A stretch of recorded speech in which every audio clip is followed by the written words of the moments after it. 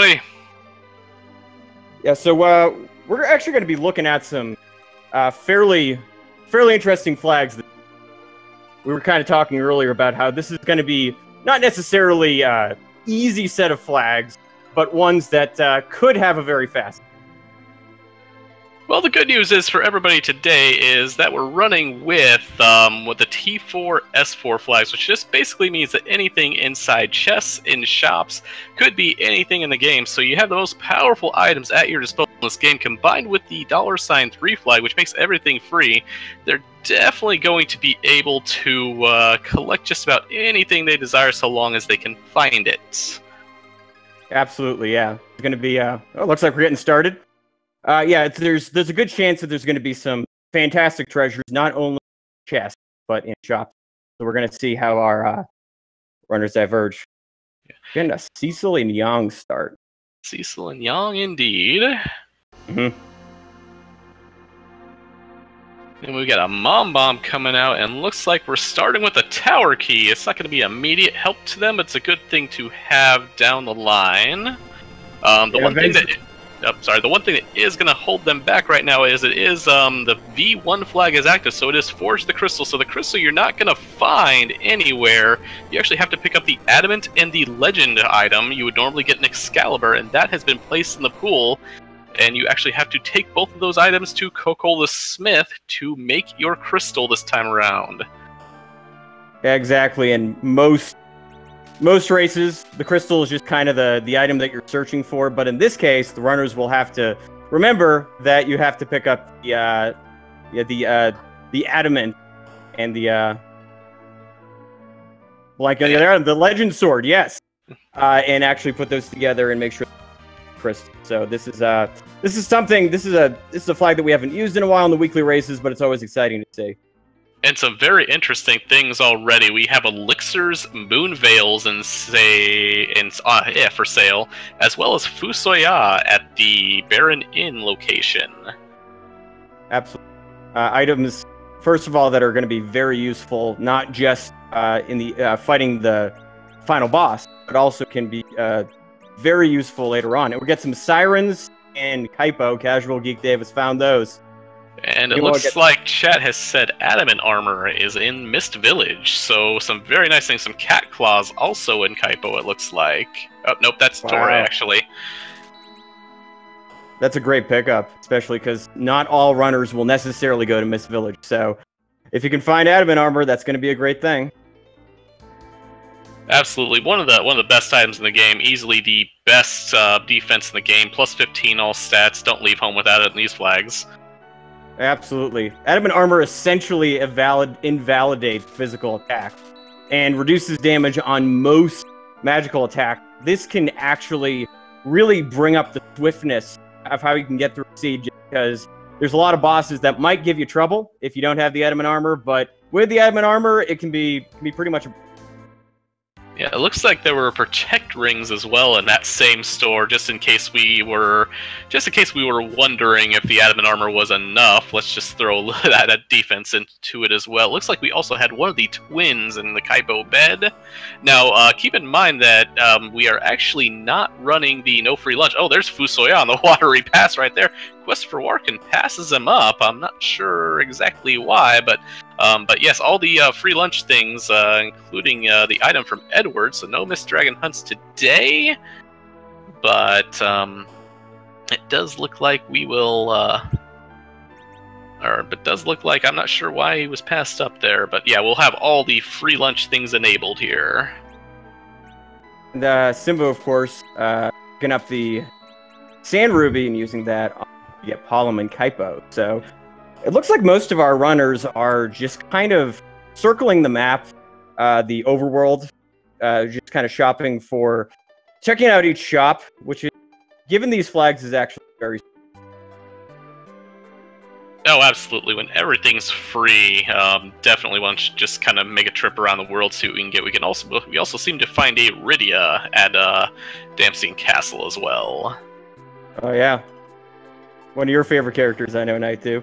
Oh, absolutely. I hope to see her a lot in the round of 16 a little bit later. But looks like Edward was the one who handed over our Sand Ruby. We did miss that on the first check there, but that is where the Sand Ruby was found.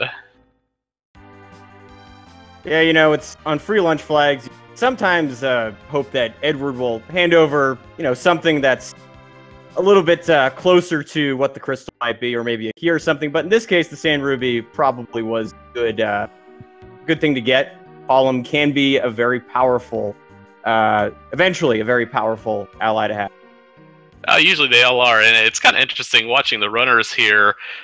We seem to kind of play a little bit of, it looked like there was like a little bit of divergence at the beginning, and everybody just kind of ended up circling around the Mist, Dempsey, and Troya, and everybody's just kind of going in that same little circle here. So we're getting a lot of the same checks very early here. Sounds like Nick appeared there. Quest for Warkin, picking up his Sand Ruby. We'll see what he does with that. Teaser, of course, picking up some Cat Claws. Always useful if you have Yang. Yeah, we've definitely found some of the, looks like now Fusoya. Our first dive into a dungeon. Simbu going cave. Actually start with the a couple outline, of his course, tier can 2s. Be fairly easy to deal with. Really doesn't matter who the, it really doesn't matter most of the fighting. In some cases, if you're up against Valis as the invincible, that can make things a little bit more difficult. However, in this case, we will see that, find out who Simbu's going to fight. Tija had a similar idea, now going for the MCN. And Que is just kind of still circling the map, looking, oh, Self-summon he finds, yeah, item shop. Oh, look, it's the Ogopogo guarding the Sand Ruby slot. This is actually a great place for Ogopogo to appear because other ones can be a little bit more difficult, but it looks like Ogopogo is going to be taken down very easily. Nice party that Simbu's got right here. Oh, absolutely. You love finding Might the do an hard Ordeals bosses play later here. on. Dark Knight Cecil is not great, but Paladin Cecil pretty good. We're going to see Casual Geek Dave is going to be a little bit disappointed to find Edward and Tele in the Imasidia spot. Sometimes if you go to that slot with free lunch on, it's a bit easier. It looks like all we got was a Stardust Rod out of the Antlion location there. Mind you, we have both Black Mages, so that's a really good pickup, but slightly less in these Black just because we already see that Simbu had 99 Stardust and is not afraid to throw them, so you know, it's going to be good for the magic power boost there, but right now, definitely want to be looking for, definitely want to probably hit a few more key items there.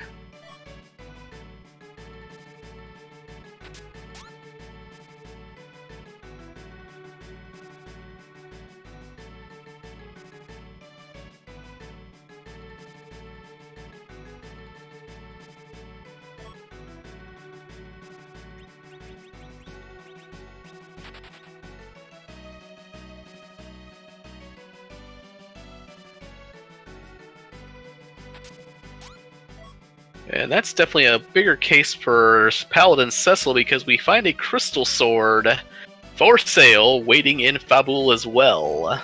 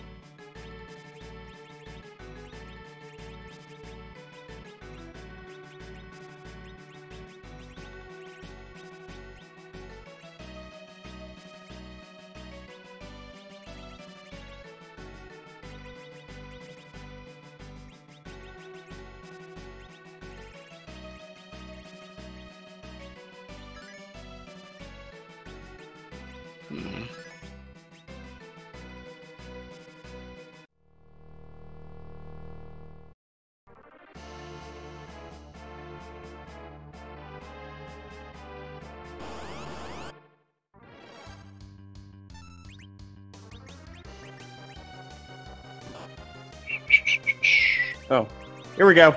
Okay, sorry about that. A few minor technical difficulties there. One thing I did see while I was out is there was a crystal sword in the in the Fabul weapon shop. Definitely a bigger case for Paladin Cecil, and then we actually see Casual Geek Dave heading up to ordeals already. We do play have like that. Play like that. I'm pretty sure it's usually a good indicator. Crystal sword can just really save you a lot of time in the final fight. And it looks like we also got a Darkness Crystal at the Fabul Gauntlet, so we already have our Moon access very early here. Ooh, yeah. Moon access, another shop, and another character. Always exciting. And I believe they already found Siren, but having whale access can also be an alternative way to grind. Yeah, I know they also found Soma drops, but we haven't seen any apples yet, so their hit points are a little locked down below, but once they find those apples, they can kind of run that up to kind of silly levels already. Yeah, of course. Yeah, apples and infinite money can give you a lot of HP very quickly. However, it doesn't do much for your strength.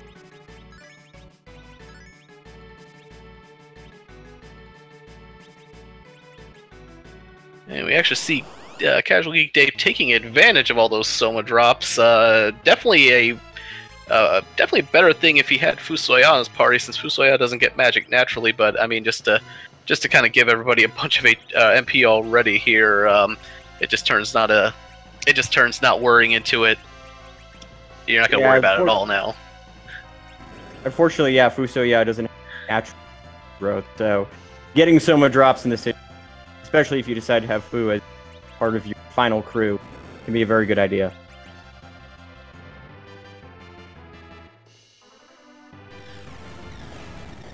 Now he is going for Grimoires against the D-Lunars. He pulled an Odin the first time. Oh, that Defreet's going to work a lot better, actually. But yeah. Yeah, they would counter... Oh, there's Bahamut, so that's done. Yeah, typically the Lunar Dragons are a boss that you don't really... You want to try to avoid physically attack, because then they'll cast Wall on themselves and start shooting very nasty viruses. So you can kind of stand back and use magical attack. The best way to do it.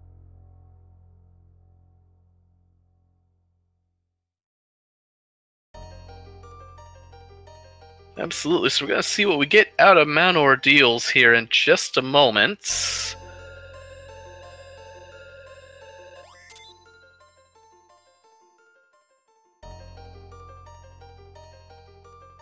And it's a Magma Key, so we can get even early underground access as well now. Oh, Magma Key is always very nice to see. And actually in this spot, there's Dreaded Wyvern, who is going to have a very small amount of HP. Yeah, here he only has 1,000 HP. Also, it's a good time to point out that the W1 flag is on, so he does not even actually have his calling card. He does not have his Mega Nuke online here, so this is even easier for that. Absolutely. Yeah, finding bosses like that in low HP slots, it's a sigh of relief. But what the Magma Key does is it does make it a very wide open sea. They can practically go anywhere. Tower is open. Sheila 1 is open. There's a lot of places for all these runners to check, especially with the moon open. So, we could be seeing a lot of players going in a lot of different directions here. Totally. And if one of our runners feels brave enough, and actually just picked up an Artemis bow, they could venture to the Feymark. The Land of the Summon Monster, and not only get the item there, but maybe try their luck with the some bosses, if they were so inclined. Now, we have seen that Artemis bow, and I did see a couple of them getting picked up here. I don't know if we've seen any good ammunition for those bows just yet. Yeah, Artemis bow, Artemis arrows does lower your magic defense, but it's a good combination.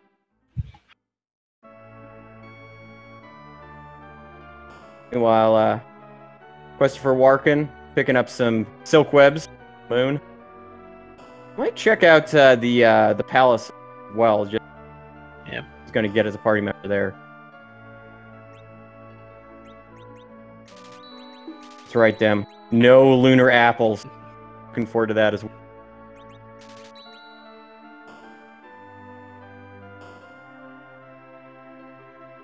Who do we get?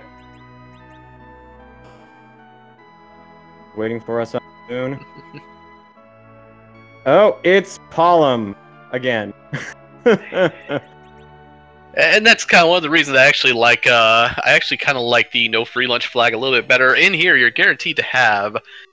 Somebody's got 2 clones out there in the world on free lunch flags, and 4 characters have 1 clone out there. So you're kind of gonna hit a little bit of a zonk here. We got Mylon and the Baron is the first fight. One Stardust will roll over that really fast. Yeah. Followed up by looks like a lunar boss. Oh, the Pale Dim. Also known as the Troll Boss. Essentially, the Pale Dim is immune to most elemental attacks. Quake should take care.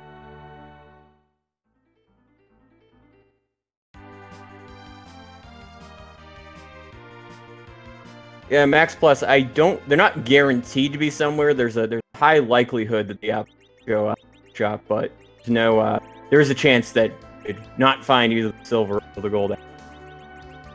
Yeah, and even then, it won't be too big of a deal here, if just because that, I mean, everybody's really going to have adamant armor. They're going to have, like I said, they're going to have just about anything they could want if they can find it, but it's getting pretty easy to find these days here, especially now that people are getting that Cecil online here. Like Casual Geek Dave is, if he goes to Fabul and finds that crystal sword waiting, it's there you go. And the chat is saying Palom is almost always taken over Rydia. This might be the one seed where it isn't, because, well, Palom will get Quake at level 23. If you can find the right item shop, Bahamut will be waiting for you for free. And you do have the apples to take care of both their fairly low hit points. It's a personal preference. Rydia tends to learn later on. But her HP growth column is roughly the same. Yeah, it is, and it's just a base that she actually gains levels slower than everybody else, which is where you see the big disparity there. I'll get you when in like the League flags where items are a little more limited. Yeah, Palom's Quake has saved me so much. Oh yeah, now Quake is kind of the trivializer as far as enemies go. But yeah, it's a good point. Is that can pick up Bahamut fairly early with Rydia, or Self, or any of these summons that they can also just make battles go quickly. All right, it looks like Vitasi is going to be giving us our first check underground here, going to turn in that magma key almost immediately. Of course, Simbu and Casual Geek Dave will have the advantage. Double Sheila. They both got the... Yeah, and we did skip the Baron N item when Simbu did it, or I wasn't on comms at that point in time. But we did get a pan there, which is actually really good to have before going underground as well. Oh yeah, totally. Like, Casual Geek gave Dave going underground, as well as Simbu, with both the tower key and the pan. It's definitely a good position. Yeah, you can almost clean out the entirety of underground, because while we have found our moon access for go mode, we still need 2 items to make that crystal, so we're still kind of just digging everywhere we can at the moment. Keep in mind, this is still a pretty fast seed so far. Our runners are doing a lot in a short period of time, but we still need 2 items to actually fight this.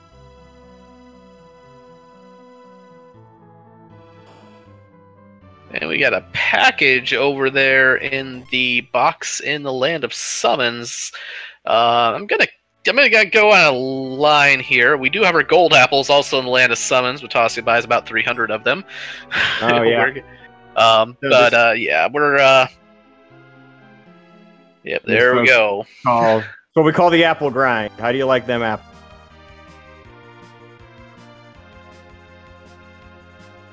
So one of the advantages, too, of using the apple grind is, of course, there's the HP-based items, lit bolts, fire bombs, and blizzards, and if you use them, they coordinate with how much HP. The more HP you have, the more damage. So this also not only a way to efficiently get on a boss battle, but it can be an effective strategy against. Absolutely. Hitting no weaknesses at a full 99.99, your lit bolts and all those items will do probably roughly on the grounds of about 6,000 hit points of multi-target damage, so they're really effective like that. Casual Geek Dave, should be noted, did pick up the hook. Where did he find that hook at? I think it actually might have been from Sylph. He does have the pan. Those lit bolts are also in that shop. I totally missed those. So I mean, that's the grind right there in that shop. Well, yeah. I mean, you can theoretically beat Zerma. You know, elixirs, lit bolts, and golden apple. You're done. But you know, oh, the Avenger. Oh, that is very nice. Oh my. We have a Mega Sisters and an Evil Wall sitting at the Leviathan and Asura slots respectively there. Oh yeah, both pretty scary bosses. I mean, that is a very high speed, pretty high HP slot, pretty high strength as well. So you know, it's one of those bosses that sometimes it can be a real good try to fight early, but it definitely is.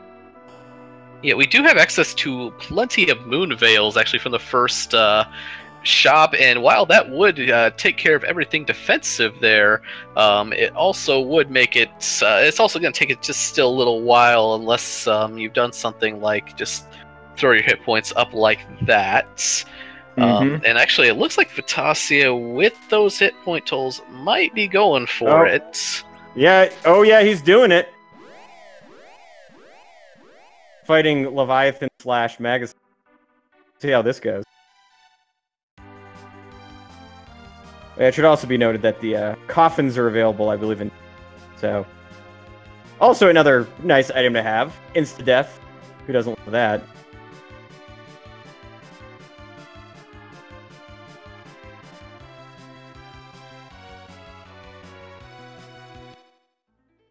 It looks like Fatigue are going to just be unloading those Gaia drums on Sandy, Cindy, and Mindy. Oh yeah, and we saw Fusoya take only about 360 damage from a physical strike, and if you played that without adamant armor, those strikes will do 4 digits very quickly without adamant armor. So actually, we see looks like Tella's queuing up a Meteo.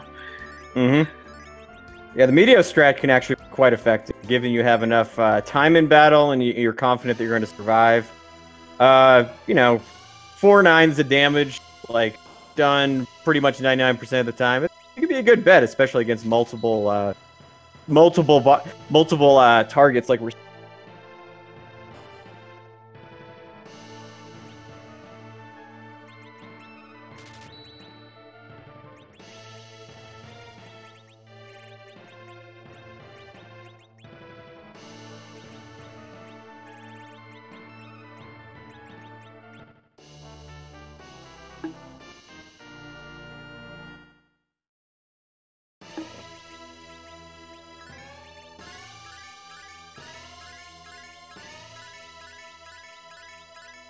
There we go.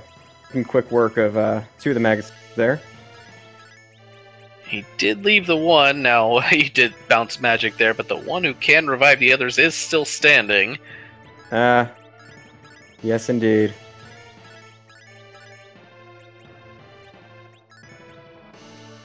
Also, looking over at Simbu there, we do have Masamunes in the Dwarf Castle shop, so if we do find Edge, his best weapon is now available. Yeah, Edge, useful for all kinds of reasons.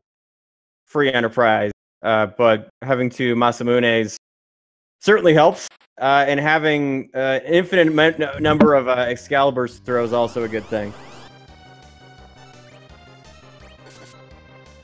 And apparently we have also found Bahamut and Bacchus wine, so Rydia has her best summon, and we have our Source of Berserk, which is possibly hands down the best status in the game. Sure. Berserk, of course, putting you on auto attack, but increasing not only your attack power, but also your speed. Great for the sort of... It's one of the more popular metagames for final boss of this. Oh, absolutely, and it took Free Enterprise to get me to realize that, because when I first picked up this game, and we got something like the Avengers Sword, and I'm like, what do you mean I lost control of my character? This is awful. And then you see what it does for you. It just makes your character go so much faster and hit harder. So yeah, precisely. It's one of these stats that, you know, it's to someone who's just kind of playing the game regular. The vanilla version can be easy to overlook, but it's a great thing to include. yeah, we've actually got a question from chat saying, looks like Evil Wall would be free with 252 defense from back row. And actually, you're not entirely wrong there. Honestly, even with that, like I said, we also have access to Moon Veils. We have access to Adamant Armor, so even if Evil Wall gets all the way up front, their entire parties will be immune to the Crush move, which is instant death. So yeah, that Evil Wall, while it has a lot of hit points, would be free. Absolutely. Casual Geek Dave was slightly disappointed finding Crystal Ring from Sheila, but I believe he also got the Baron, so we'll see where he...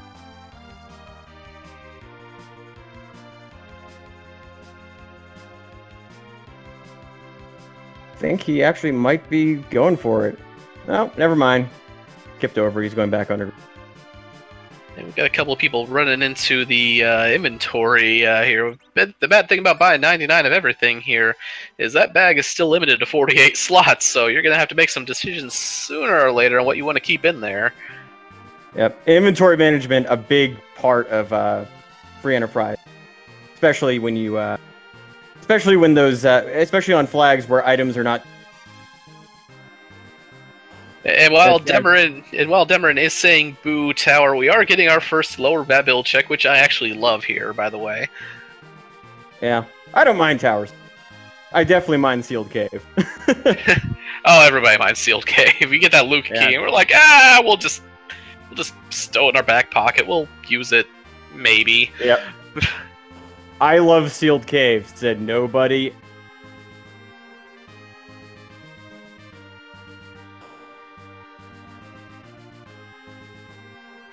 So Casual Geek Dave's actually going to run up the tower first. Now, even if he does get one of the items, the Legend or the Adamant, he's going to come down and hit that other, because we are missing 2 items for Go Mode still. But it usually is, if somebody has 1 piece of Go Mode, they'll come up to the tower. And it looks like we're seeing Asura here, which, I mean, to be fair, is still pretty free with all those veils. That wall will come up on her about immediately, and we'll get, and she'll probably be disposed of in short order here. Yeah, Asura can be a pretty difficult boss fighter, but in this case... We've also got what looks like Antlion down at Dwarf there. And Simbu, of course, going for the Super Apple Grind.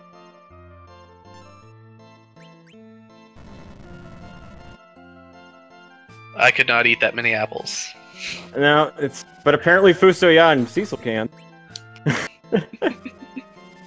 They'll be getting a cramp when they fight Z-Man.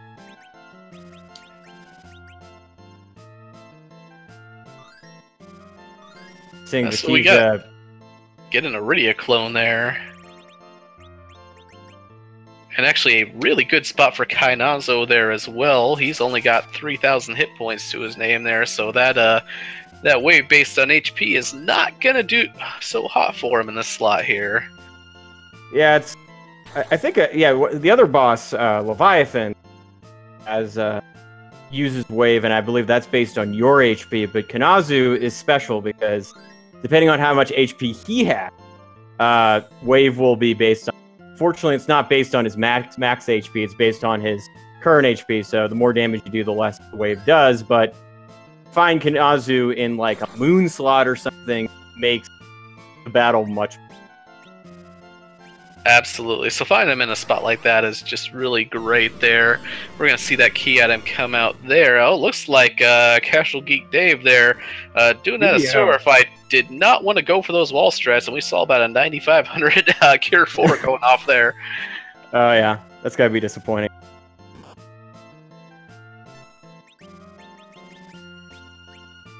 And we've got an Earth Crystal at Dwarf. Ah, yeah. So that can, of course, end up being a path that one decided.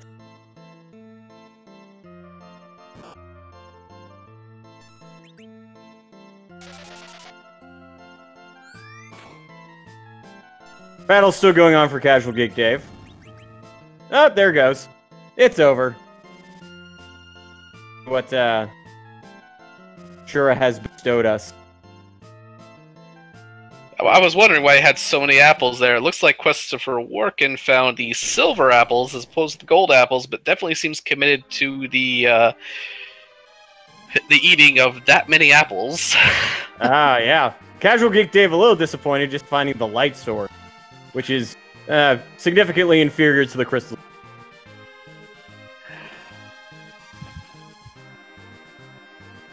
No, this is not. That's a K3 seed. That's the flags where you can get treasure trap chests. Here, the only place you're going to find possibly other K items is going to be summon monster slots or lunar bosses. So it's somewhere between K1 and K3. And we did get our Luca key, it looked like. And Vitasi is making that check that nobody wants to check here. Going into the sealed cave here. This can either really pay off or aggravating waste, as sealed cave tends to be. But the advantage is, of course, if you don't like what you can see, you can always reset the game. It's one of these things in free enterprise that is oftentimes...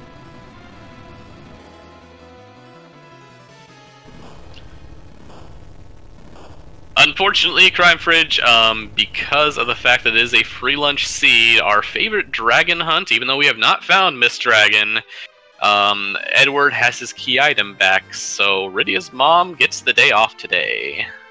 Yeah, absolutely. It was the Sand Ruby, so if this was a no free lunch seed, that would have been a very disappointing find.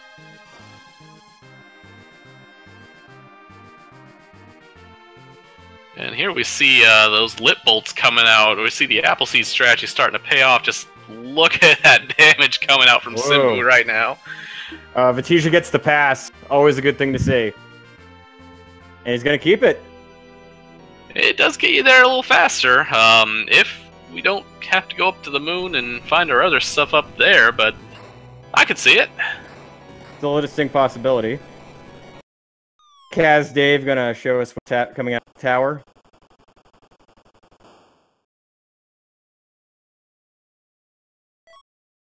Ta-da! The White Spear. Great if Kane was in it. And the hunt continues. Yep. And actually, Simbu says, to answer somebody else's question, yeah, it looks like I'm going to take a shot at that evil wall here, and actually should have no problem whatsoever on this. Yeah, adamant armor is pretty much invalidate evil wall. I mean, unless you get him so close that he starts using instant death on you, but I'm pretty sure Simbu's going to take care of evil wall before that happens.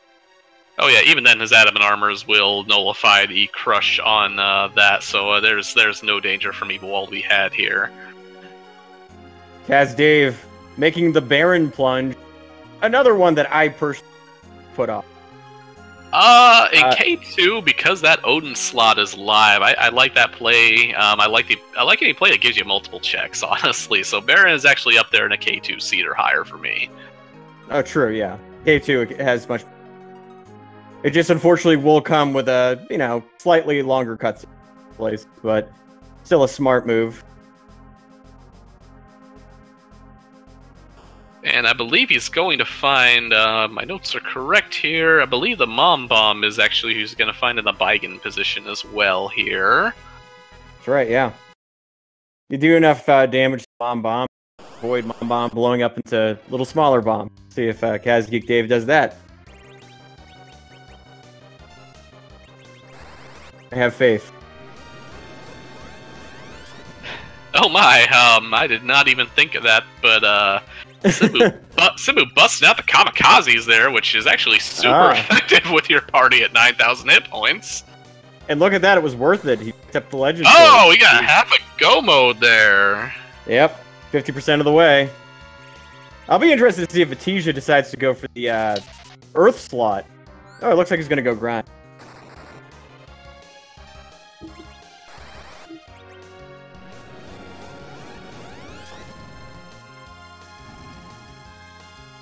Well, Mom Bomb taken out before given the opportunity to split. Nice work.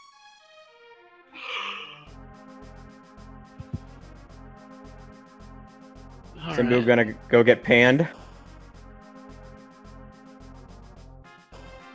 And I wonder if Casual Geek's gonna go check Odin. Yeah, it looks like he's gonna go check Odin before running off to finish up Baron Castle here. Definitely, I like it. He's got the power to take on Odin, I believe, and boosting some of Fusoya's magic beforehand.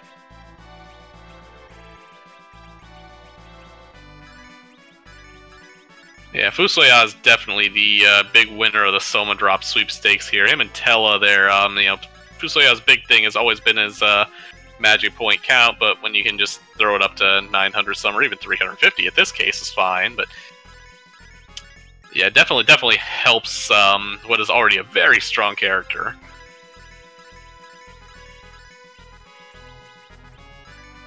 Well, teacher going into tower, might find himself slightly. Gonna be slightly disappointed, but I do get the play there. I would actually totally do it myself.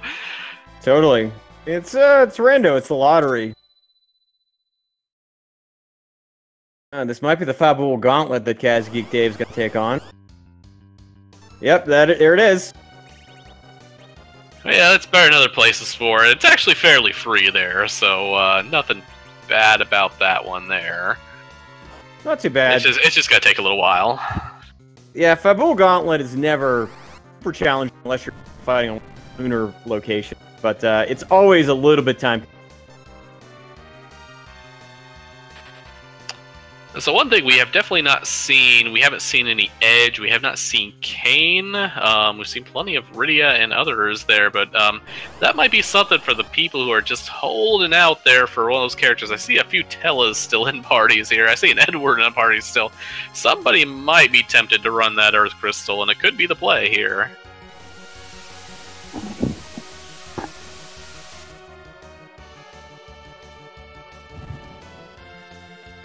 Yeah, Zombie Francis. One of the reasons why we always try to encourage, it's always a good thing on a seed like this to go to every shop. Yeah, Adamant Armor might show up somewhere unexpected, like Myth Village.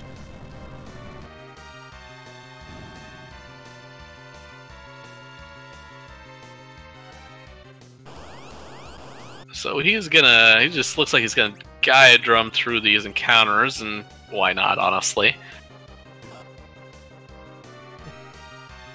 Yeah, it's just simply a matter of using some kind of all enemies attacks.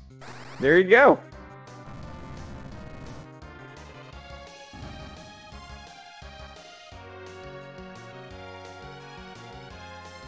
But I'm just grateful Batisia's already given us the displeasure of going through the sealed cave, and it actually kind of paid off, so... Yeah, I am liking Simbu here, running, I mean, he's gonna get nothing from the store, but I'm liking these 4-9s coming out of these kamikazes there. Now, somebody to cast Life 2 in his party other than Fusoya might be a little bit better, but I'm definitely liking the creative use of the apples with the kamikaze item here. 100%. It's an effective strategy. It gets boss battles done very quickly. You know, as long as you have life spells and life potions, why not use it? Yeah. Got elixirs too. Yeah, there you go.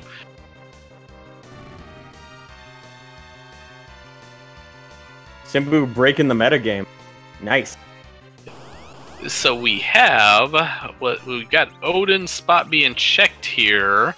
We have seen everything there is to be out of the underworld's out of the way. So if it's not an Odin, Baron, or the Earth Crystal, it looks like we are headed to the moon this seed to look for the other half of our crystal here. Yep, headed to the moon. Gonna find the Twin Harp up there. Even if they find it, there you go. We could go Moon Twin Harp and Moon Twin Harp to Twin Harp Adamant. There we go. There's a way to get your music, everybody. Yeah. I mean, I am biased. Yeah, I like that music. I mean, oh no, we found a crystal sword, which I believe we have already found in the Fabul weapon shop. So not much value there at Odin, unfortunately. I mean, if this was a seed where money had value, then selling the Crystal Sword would be great, but that is not the case, unfortunately. We're going to find out. Casual Geek Dave is going to be gracefully showing us what the King of Baron is going to have for us. As it turns out, there was a military coup in which the soldiers took over Baron, pretended to be the king. Well, you know, after you drive the Fiend of Water out of your castle, why not, right? Yeah, absolutely.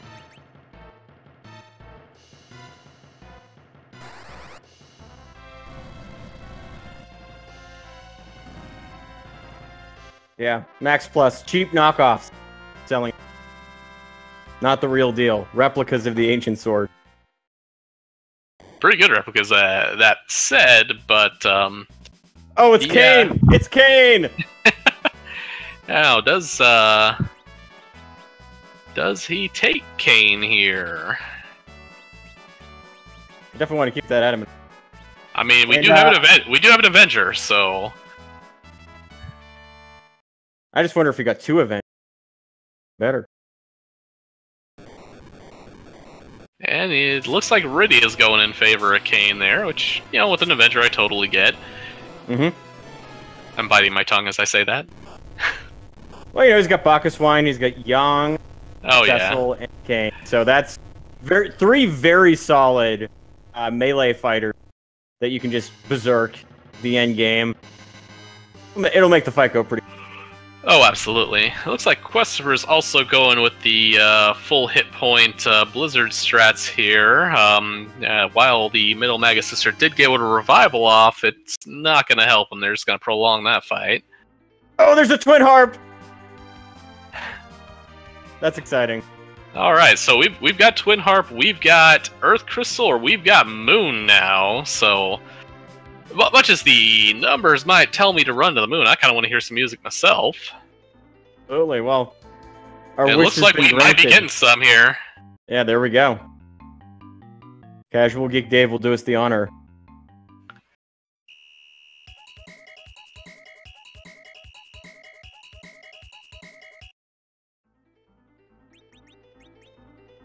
Okay, so we still have, it doesn't look like, it looks like Vitasi is still the only one who dove down to Luca for that pass there.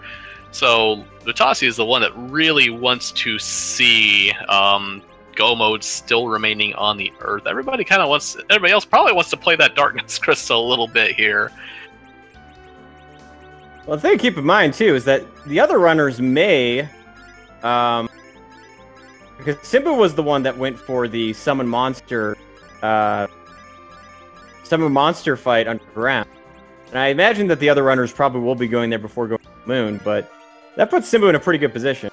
That is true, and I did not think to check there that Vitasi does not have that Legend Sword, so yeah, that's the only person with a piece of our crystals so far, so those are probably, you know, nobody's really ahead yet, as we'll say. It's hard to tell. Yeah, Vitasi just getting the news of that Darkness Crystal, and I get putting off a bull for that long when you've already had your underground access, just so you only have to make one pass at it. So this is working out pretty well for Vitasi here. Maybe not what Sheila gives over, but I'm just excited because Casual Geek Dave give us. Absolutely. We're gonna play a little bit of Name That Tune here in just a little bit. I got my fingers crossed for something from FF5. We'll see. Yeah, Questifer actually just did pick up that Legend Sword, so Questifer is 2 out of 3 pieces of Go Mode here. There we go. I'll be interested to see who makes the Tower of Zot die, if anybody decides to do that. I would actually think Dave would do so after, because just doing this will land him right back into Troya, and it's just a small walk over to the Tower of Zot, and it's on the way, right? Yep, short distance. He might even decide to be bold and check the chests in the basement, although, given the seed, I'm not sure if he will do that. You know, it also helps that he's got 5 adamant armor, so... Yeah, I think they get to keep their treasury today. Yep. You lucked out, Troya.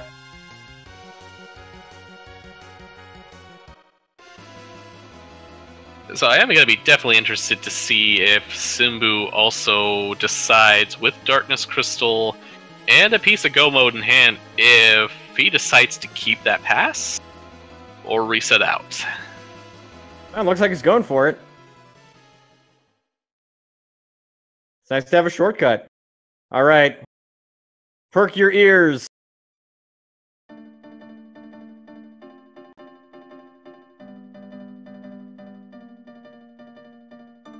Oh, it's Final Fantasy VIII. Battle tune. Nice.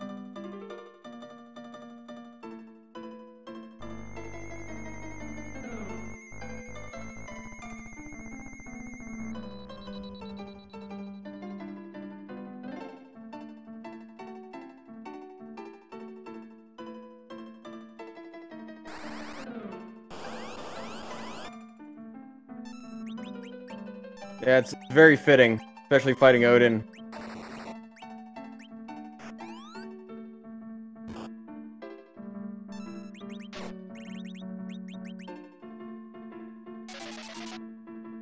I think that's actually the first time I have heard that particular. I've heard a couple other Final Fantasy VIII tunes, but definitely not that one yet. So I'm definitely actually happy to hear this one. Oh yeah, it's one of my favorites. So, I mean, that game has fantastic, but their battle tune is quite good. So we've got kind of while that's going on, Simbu's coming out of Luke Cave, Questfer is running through Tower, and Vitasi is giving us our Tower of Zot play here. Ah, beautiful. And there's our friend the Mist Dragon. Behind the music, though, unfortunately. Yep. It was good while it lasted.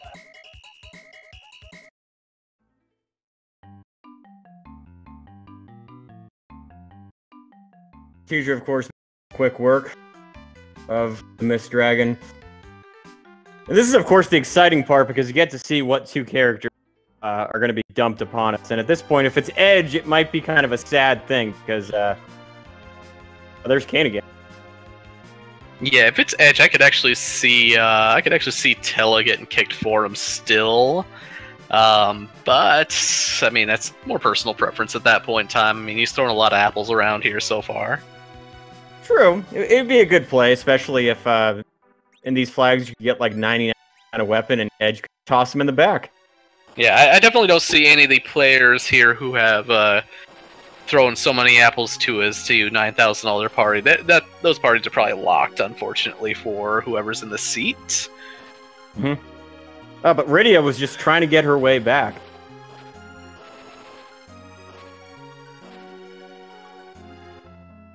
Oh, you know what? Just missed Kane.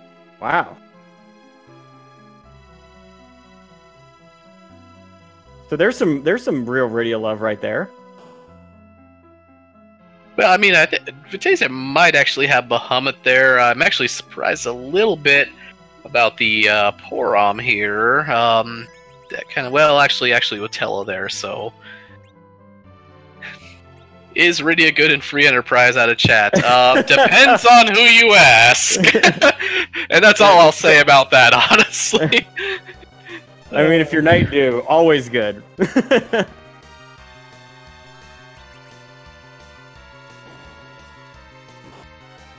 But yeah, personally, I find that Rydia is very, very effective mid-game. You know, can be pretty good at the end of the... But especially if you get her summons, Sylph and Bahamut, she will be very effective in elevating you through a lot of fights. Yeah, she needs item help, no doubt about it. Speaking purely objectively, yes, if you give me Rydia and Palom, I will take Palom. Yes, I said it. Oh, yeah. But, you know, everybody's got their personal preference. Mm. There's a lot of people out there that don't particularly love using Cecil. I almost always love you. Yeah. Only a glass helmet out of Tower of Zot, so it does look like we are definitely headed to the moon. Yep. It's a lunar seed. I love it.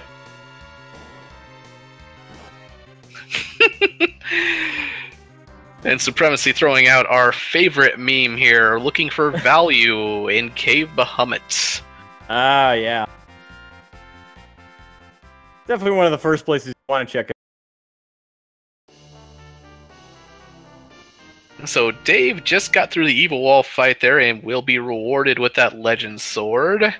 And actually, I did not know Vatasia still left Fusoya hanging out here in the Baron Inn, actually. Yeah, so it's still a little hard to know who's ahead at this, but I feel like Fusoya might be slightly behind because he has not gone for that Legend yet. And it'll be interesting to see if he decides to go for the first. Yeah, at this point, I do think it's between these four here, definitely ahead of just who makes that play first here. And it looks like Quest for Workin may be giving us a package check here. Oh, it's an edge. I see an edge. We found an edge.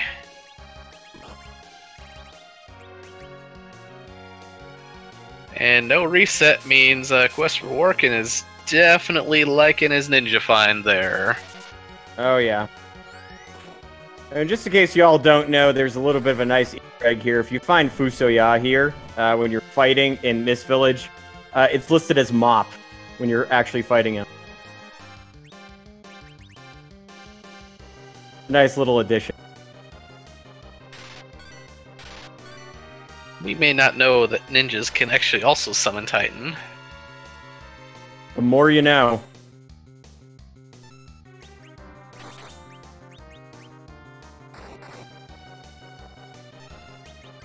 Simbu gonna be finding that crystal sword in the basement. Might be slightly more unhappy to see the Fabul Gauntlet 16 guys crammed into that throne, but we'll definitely probably stick it out. Doing a little bit of looting there too. Yeah, the further you get into the seed, I find the more irritating the Fabul Gauntlet. Kind of know that, well, crunch time, you gotta find some good items. It's gonna take up a little bit. Yeah, I've actually seen some runners finding a Fabul Gauntlet in a place like that, just reset out and hope it's not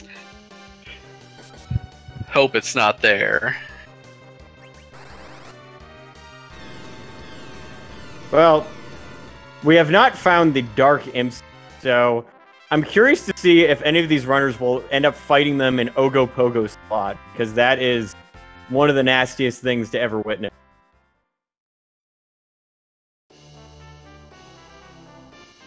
Well, we don't have those, but we have 4 elemental Arc Fiends walking into the Kaipo Inn like nothing's going on here. Oh yeah, that's a good place to find them though. That probably put a smile on Quest for Workin's face, as well as getting edge. That's the real prize.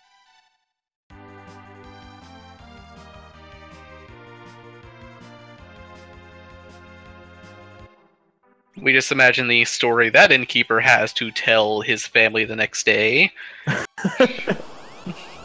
Well, hey, in Kaipo, there's probably not much that happened, so that was probably the highlight of his year, I would imagine. Oh, absolutely. Meanwhile, Casual Geek Dave is omelet grinding. And, in case viewers are unfamiliar, this is sort of a rando only where there's a small area in the underground, sirens, which summon the rarest enemy in the area. And in this case, it is a yellow dragon and an egg. And because eggs are not immune to instant death, they give you 34,000 EXP regular, and if it's doubled, it's 68,000 EXP. It's a very efficient way of leveling.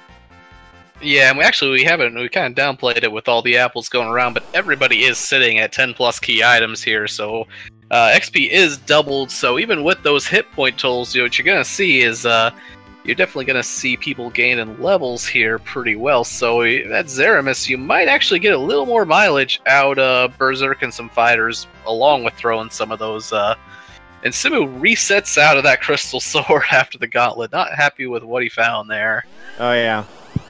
But hey, Simbu wants to play some tunes now, going for the Dark Elf's Cave.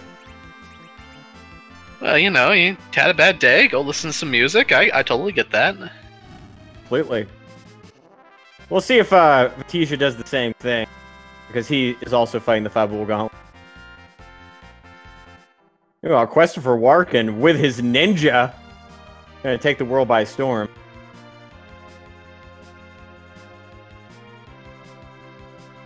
That ninja just ate a casual 90-some apples for all those hit points there. Oh, now we're gonna see. We're gonna be checking out Eblin, because there's no runner that has a tail at this. Eblin seems to be the only place that makes sense to go, as far as using the hovercraft. Actually, yeah, no, I guess we have not found a rat tail yet. I mean, I'm guessing this is definitely just a play. Well, there are shops down there, and there are some items we have not found yet. Very few of them, honestly, but this is definitely an item shop check or a character check down here. I don't know who we'd be looking for at this point, though. Some decent items in that shop, but nothing really going to help him now. Maybe you'll find some Excaliburs. Get a bunch of those so we can throw them. Oh, ribbons. Yeah, I mean, those Cure 3s in that item shop are nice, but we've already got packs of elixirs here. Yep. We're going to be graced once again. Thank you for the audio switch. For Simbu, going to be here in Final Fantasy VIII. Don't be afraid once again.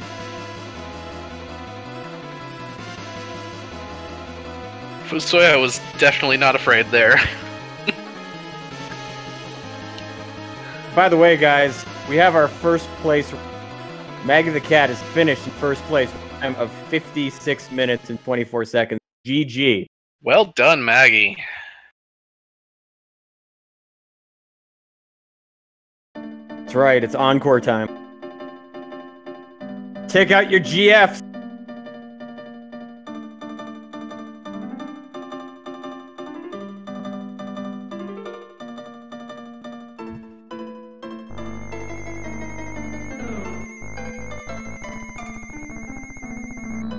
Yeah, Crime Fridge, that would be my guess. Well, perhaps a moon play is the way to go.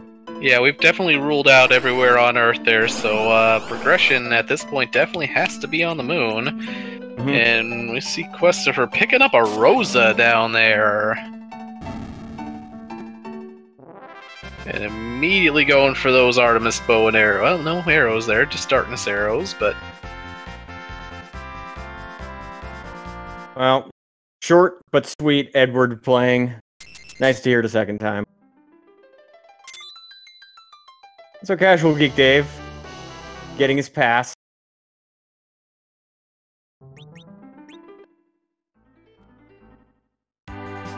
So everybody so far with Darkness Crystal in hand that has went to pick up that pass is stuck with it so far. Alright, Simbu, the first of our featured runners, to embrace whale time to the moon.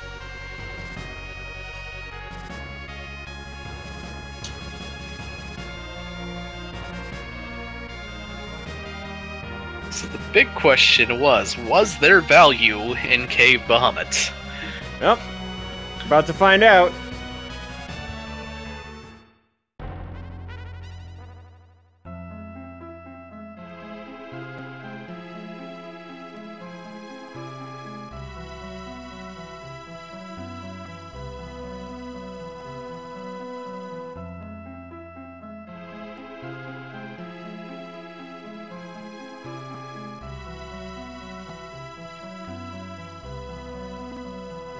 And while this is going on, Vatasia, on the way to getting that Baron item, also said no thanks to Kane. Yep. Oh, Vivalis. Now that's a situation where Kane would be useful. And we got Dave following Simbu up to the moon as well. Yep. Dave experiencing some whale time for himself. Simbu, though, taking on a pretty high HP Valis.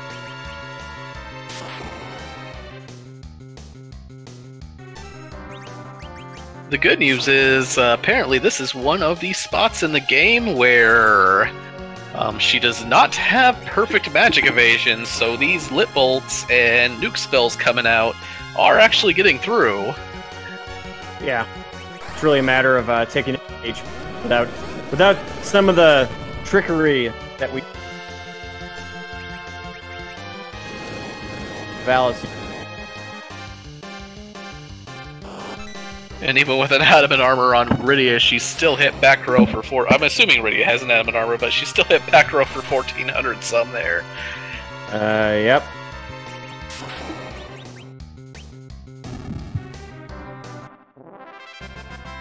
Right.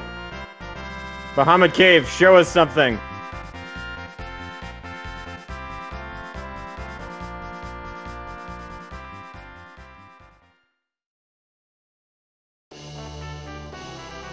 That is a big pile of nope right there. Well, it's an Excalibur. And we find what likely was the Excalibur there. Now, in Forge the Crystal, that Excalibur that Coco forges does get tossed into the item pool, so that very well was the Excalibur that was tossed in the pool from there. Yeah, if there had been different flags, that would have been the Crystal, I believe.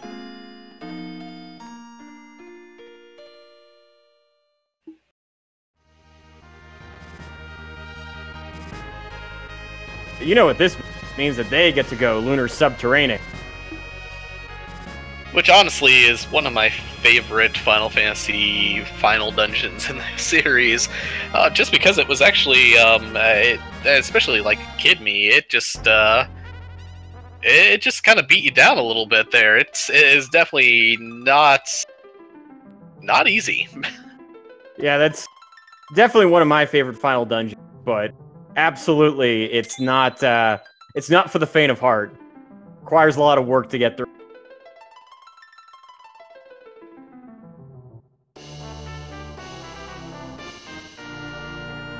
So we still got quite a. Oh, sorry. Go ahead. Oh no, I was about to say, it kind of makes sense. We can imagine that adamant is probably produced on the, so there's some continuity there. Sure. We definitely got a lot of things still to find on the moon as well here. Now we're definitely missing the adamant already. Spoon, both tails are still up for grabs there, and one of them still might be behind the rat tail as well here. So that mask could still be a thing here. Sure. I mean, fortunately, it's not a situation where there's a ton of keys up here. But yeah, there is a good chance that the rat tail could lose. Yeah, Simbu's gonna take a swing at Pale Dim Spot here first. Oh, the plague. Well, actually, that's probably a pretty good thing for Simbu here. I know I'm a little bit behind, and chat's pointed that out, but I would guess... now, this is the one boss, even without 9,000 hit points, that Kamikaze does really well. We're seeing it go right off here, so... all you need to do is pick one of those people up there who threw that, and you're right back to the top of the count there. Yep. Yeah, Plague is a fairly straightforward boss. Provided you use a few tricks. Yeah. That was down pretty easily. And there's the adamant. There we go. Oh, there we go. We got go mode here. Mm-hmm. Very interesting looking through Simbu's item list there as he was going through it there. I think I saw him fishing for life potions, finding that there was none.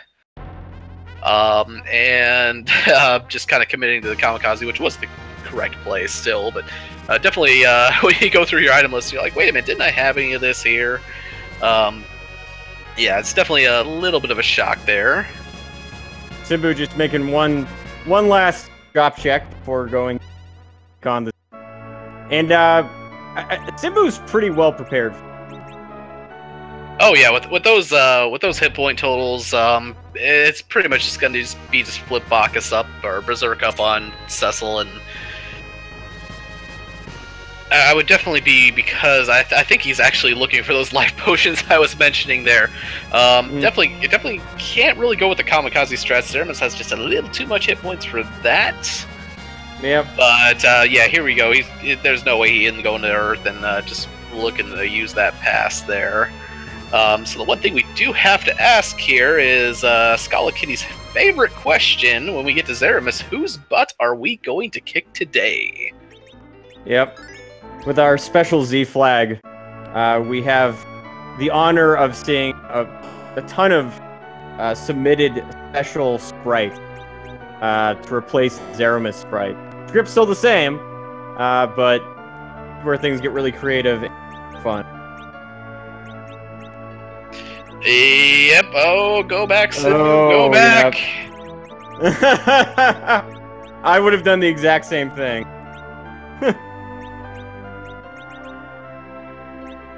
But that happens sometimes. You're so excited about being like, I can win, and then you realize, oh, I gotta go to the... Also, apparently, looking through this item sheet here, Simbu did not go to Village Mist and does not have adamant armor. Oh, no. That actually could make a... This gives Casual Geek Dave a possible... start this fight. Well, a little bit before. Oh, no! Oh, no, Simbu's going for it. I gotta find out really quick, and I have to do all this equipping back once more, but unfortunately, stepping through that portal, there is no coming back, so this will be a reset after figuring out that he's still got a sword on a rock in his inventory. There we go. Yes, there was a save outside of Kaipo. Or not Kaipo, but Toria. Alright, so Casual Geek Dave is going to be right on his tail. This is going to be a pretty good race, and we've only had one finisher here, so this could very likely be for second place here.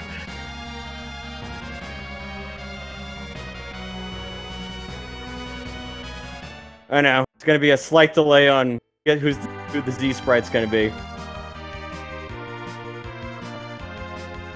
And unfortunately for Vitasia here, Vitasia's gonna find that adamant up here probably in pretty short order, but that Legend Sword is back the Legend Sword is back down on Earth, and that could be more of a clear than Vitasia wants on the moon coming up here.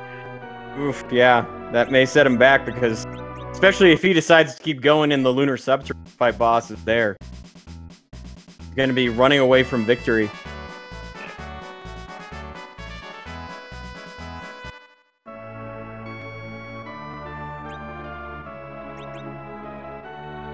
And Dave does make a turn there, realizing that crystal has not yet been forged. Looks like Simbu's got probably about a good 45 seconds or so on him.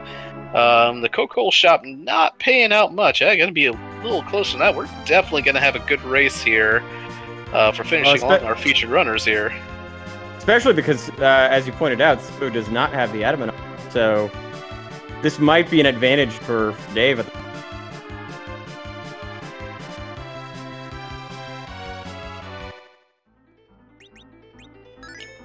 Now, Simbu did throw all their HP up to the 4-9 threshold here, so definitely has the Blizzard's Lit Bolts option there. Levels are looking probably... I'd have to see Dave's status screen here real quick. But I would probably wager to say high 30s, low 40s maybe. By the way, we have a second place finisher, Salty Fry. Time of 1 hour, 8 minutes, 13 seconds. Good game. GG Salty. Silver.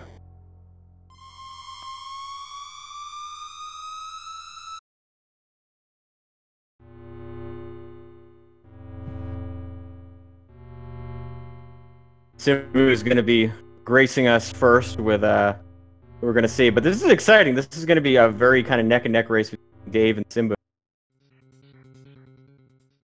Yep, well, while that's happening here, Vitasi is jumping into the lunar subterrane. Now, does subscribe to some of the other strats, the reverse moon, what a lot of people like to do. It could just be further down that rabbit hole, though. But no, looks like Vitasi is heading to Pale Dim, so at least it's going to get half a go mode going on here. We have our bronze winner, Chokozura, finished in third place with a time of 1 hour, 9 minutes, second. GG. Absolutely, and definitely good luck. Chogosu is going to be one of our 4 racers in the Highway to the Zima Zone 17 through 20 match on Monday. So definitely GG, and hope to see something good from you coming out here on Monday. Here we go. We're going to see who Zeramis is going to be today.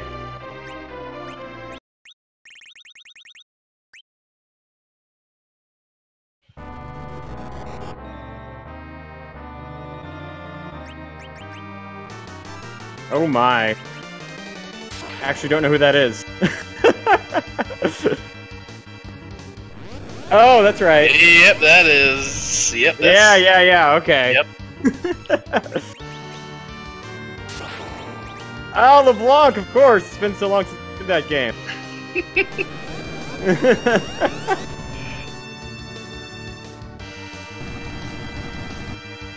Ooh, I think that's a pretty fast Z. Yeah, Simba's going right for those lip bolts and everything. And actually, Vitasia took a wipe at Plague, so does not get that piece of go mode yet. Dave's going to be fighting a little more traditionally here. I see the Berserk came out already. So you're going to see a lot of counter-nuking on Simbu's side there. Yeah, taking advantage of those items, but tending to get countered by nukes. But it's a fascinating fight because we're seeing two somewhat different strategies. Where you have, well, oddly enough, you actually have Kane jumping. You have 3 melees in front versus sort of a mage-centric strategy in the back. I'm kind of wondering if Bacchus was found on Dave's side or not there, but Cecil is trucking right away with 5,000 shots with that crystal sword there. Yeah, he's got some very nice DPS. Ooh, that was a nasty nuke, Fusoya. Oh, wow, 7k damage almost, Cecil, for Casual Geek Dave.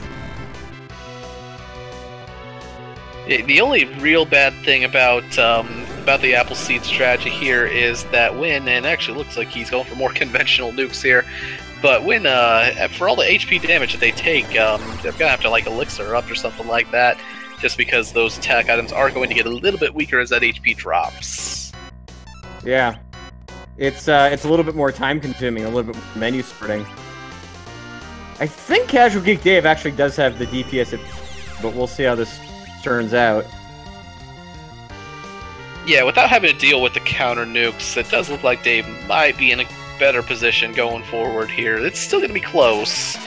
Mm-hmm. And Simbu is not really going to care about those black holes that come out, which is good. That is one of the disadvantages. You have a Berserk heavy strategy is that black holes gives you a bit of a frowny face.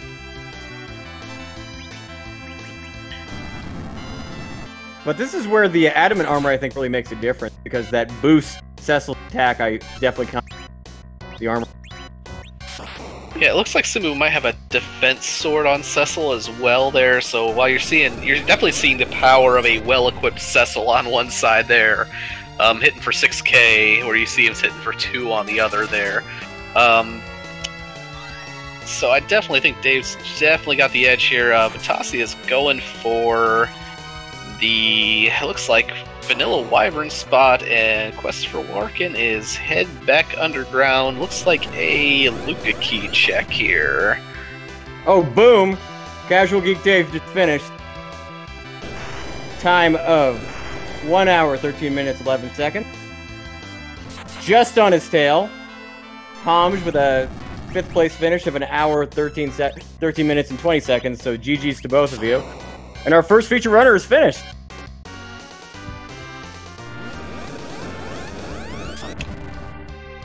Very well done to both runners there. Are we going to try to get any of them in for interviews by chance? Yeah.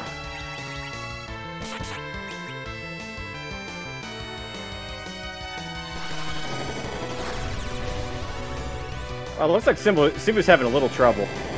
Looks like he's going for the kamikazes there. It's, I know he doesn't have life potions, and that Big Bang could be bad here coming up. I don't know if Fusoya is going to be able to take that. No, he did take it, and he'll get that Cure 4 off, so definitely bad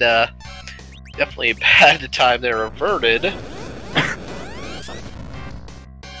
I mean, he's still in a good position, Simbu is, but, you know, just he didn't have the same DPS as Casual Greek Dave. I think those adamants really did make a difference. He does definitely make me want to, like, if I go into a seed like this, just take, like, a bunch of life potions and elixirs and just see how far I can go on kamikaze strats.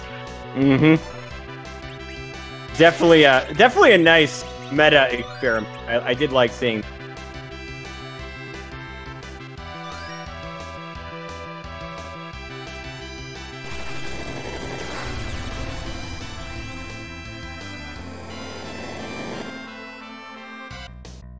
Ooh. Pretty high damage rolls for Bang.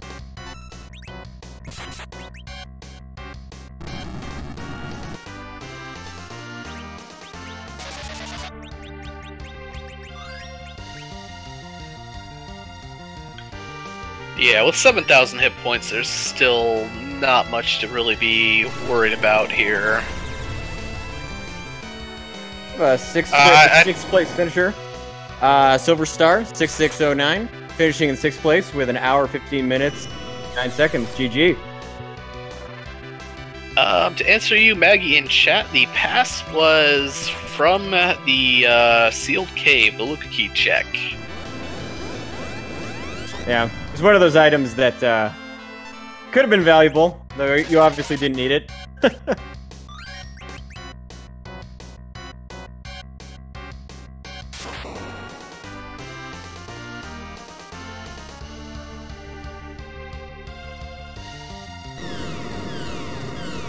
Meteor phase. There we go. That'll signal the end here. Meteor phase is 12,000 HP or lower, and there it is. Simbu officially finishing in 7th place with a time of 1:16:54.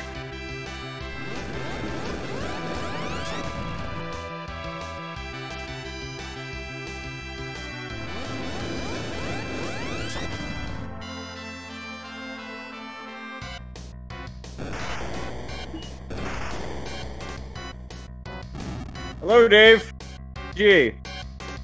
Thank you so much. So, general thoughts on that.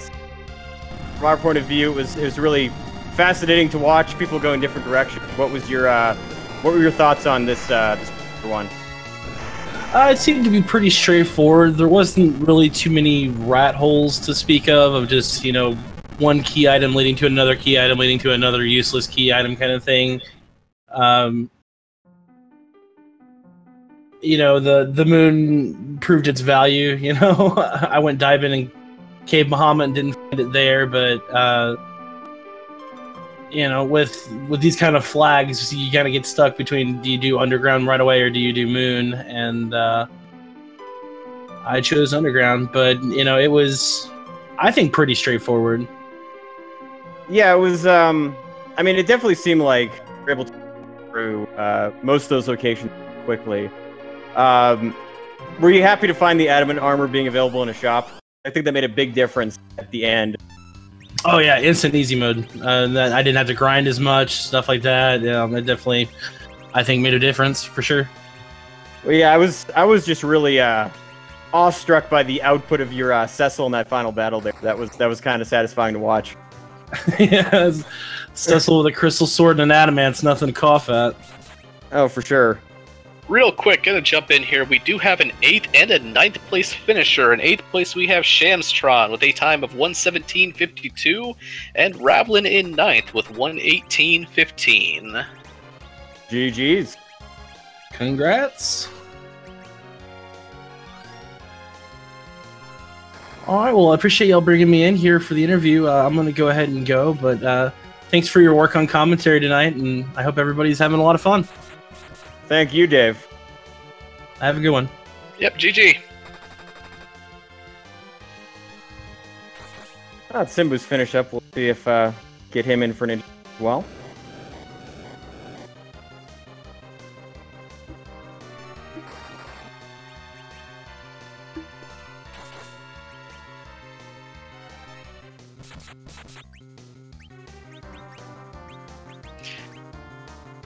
And while we're doing that, we're seeing Questifer NK Bahamut here with the Valvalis there.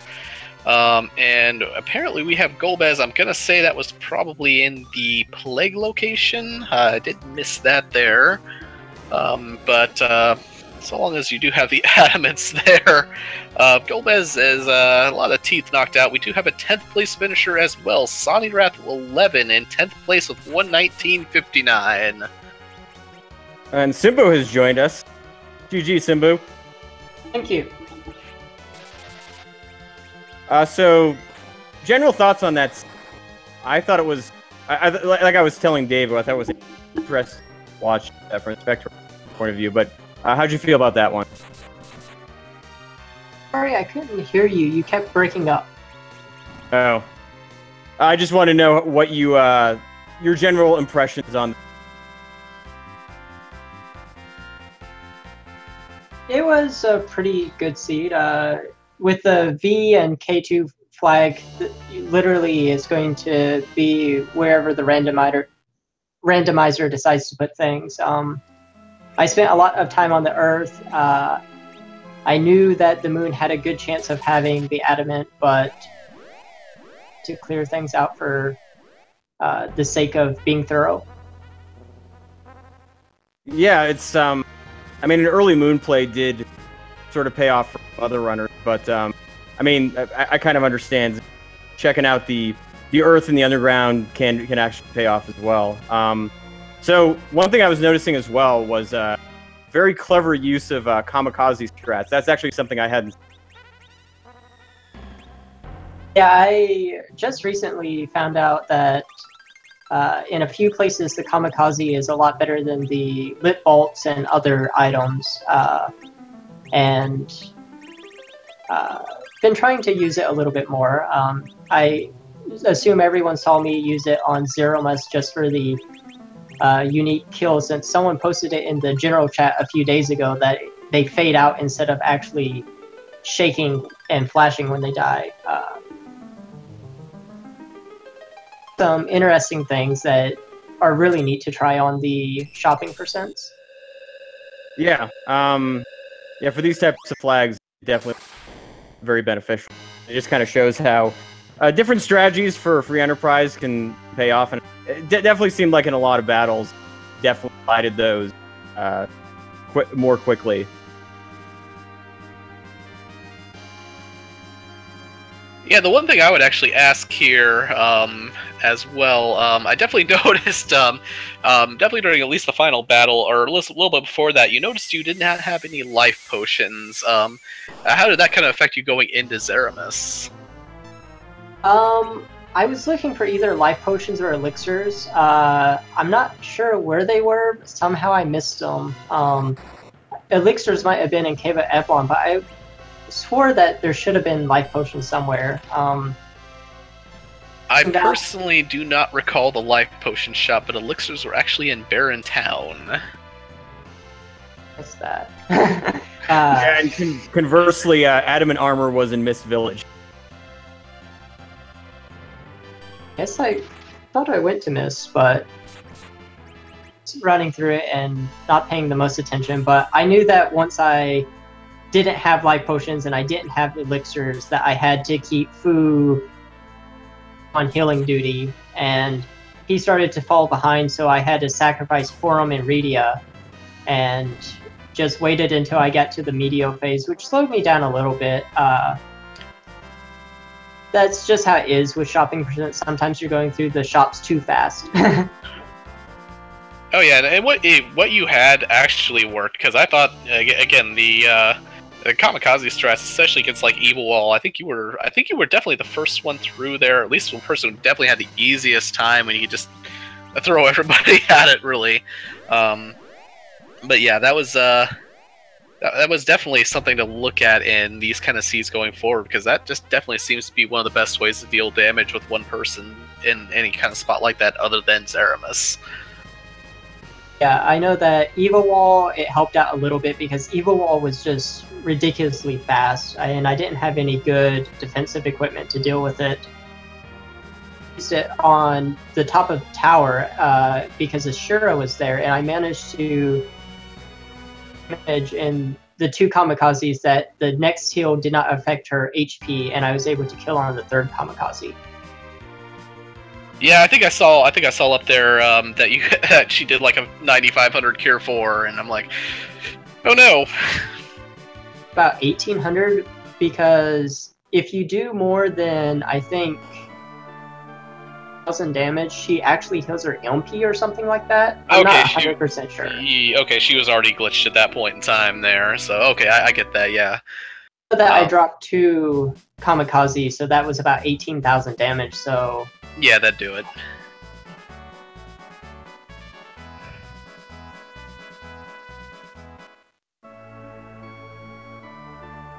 Alright, well, do you have any more current thoughts on that seed? No, I think that's about it. Shopping percents are fun, but... Yeah, we've been playing a lot of those in the other league. Shopping percent, a good time. So I'll leave you guys then, and have fun commenting the rest of the race. Alright. Thanks very Simbu. much. GG. Meanwhile, Neon Gray just finished. 11th place, 1 hour, 4 seconds. And it looks like Christopher Warkin is now heading towards the man. Meanwhile, Batija will be heading down the path of the moon. He's not going to be too happy about. That grind is going to do pretty well for levels, but unfortunately the path to Zeramus lies back at the Magus, at Evil Wall. And we do have a 12th place finisher as well, Poidrak, with a time of 1 hour, 26 minutes, and 25 seconds. Woo woo!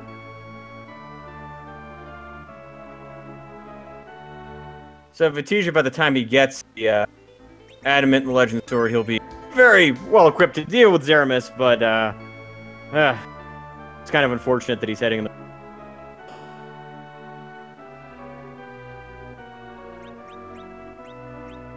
Meanwhile, Christopher Warkin is going to be fighting Zeramus with 2 of my favorite characters, Edge, Rose. Oh yeah, definitely without, definitely if this were not an Appleseed, those are 2 of the most highly sought after characters, and even with they're very strong and fast, they won't have any problems here whatsoever, honestly. But we do have a 13th place finisher, Mortal Mago, with an official time of 1:27:50. GG.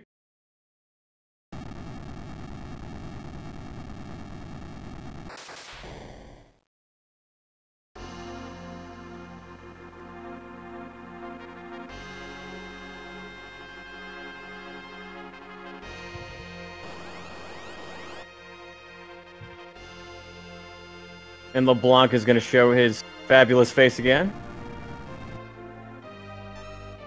And I think Fatasi is going to be going down for round 2 with Plague here. So he'll be able to put on a half smile.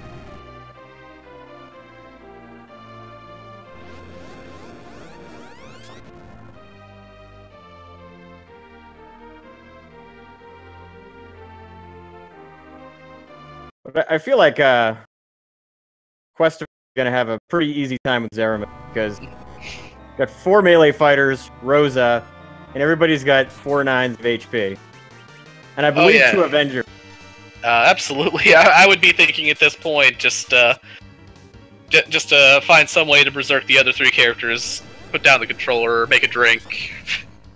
Mm-hmm. Pretty much just sit there by itself.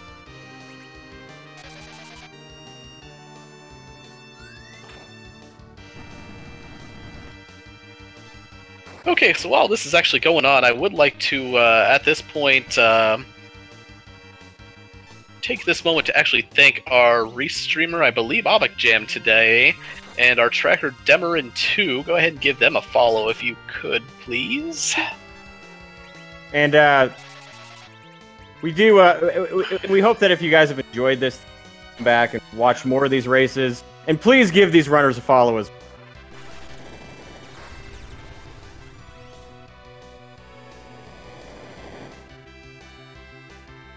Well, maybe he isn't going to be doing Berserk strats for the whole thing, because he wants to take that pile of 99 Excaliburs out for a spin as well.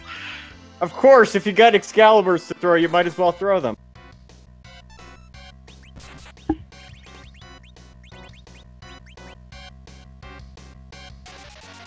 But also, in other Final Fantasy IV Free Enterprise news, we also do have, I believe, Monday at 8 o'clock Eastern, we will have the Highway to the Zenith Zone final play-in match, the 17-20, followed immediately by the draft, if my information is correct there, for the top 16. Definitely be a time to look out for that. They're promising me many surprises, of which I know nothing about. But I assume we're all going to have fun anyway. If you guys have not watched the league, you'll get to see Master work. Good time.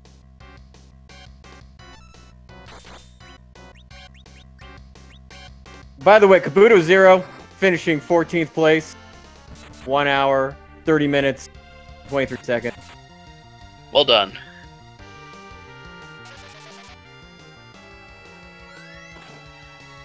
Mutasi has made his way back to Earth and is picking up the... Oh, did find the rat tail, so we're going to find out what's behind the rat tail.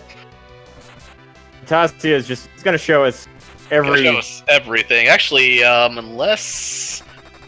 Actually, I think we've seen everything else, so I think this rat tail actually has to go into the pink tail, so Mutasi, I think, is going to get paid off with another adamant armor. Hello, Questifer in Medio phase. As expected, this has gone very smoothly for him. Oh, nope, must have missed a check. That was just a Masamune.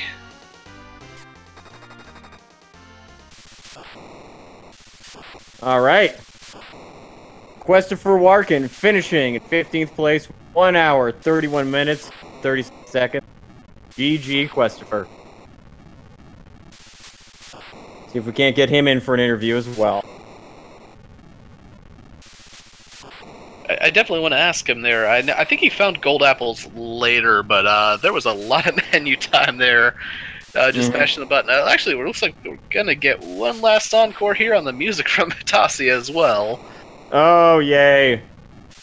Why hear it twice when you can hear it 3 times?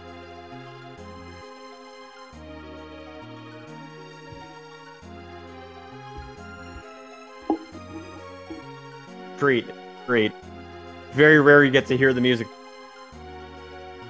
3 times when it's not required. Everybody seems to like those seeds where you turn in a twin harp and get a crystal.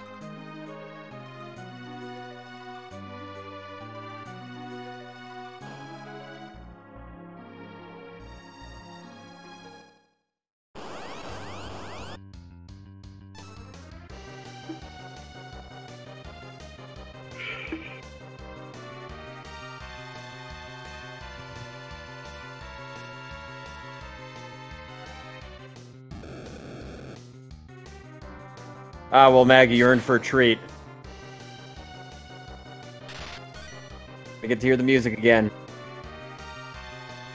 Alright, BG Rich, 419, finishing with 16th place with a time of 1 hour, 33 minutes, and 40 seconds. Gee.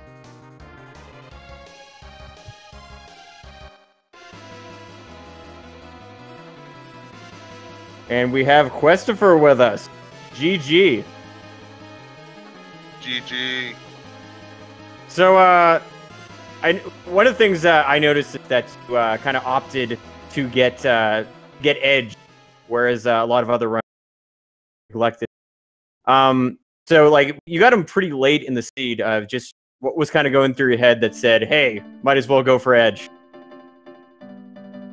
from the get-go, I had a very specific strategy in mind where I was gonna go Quint Zerker, and because that's what I had been doing in practice, and that was my mindset.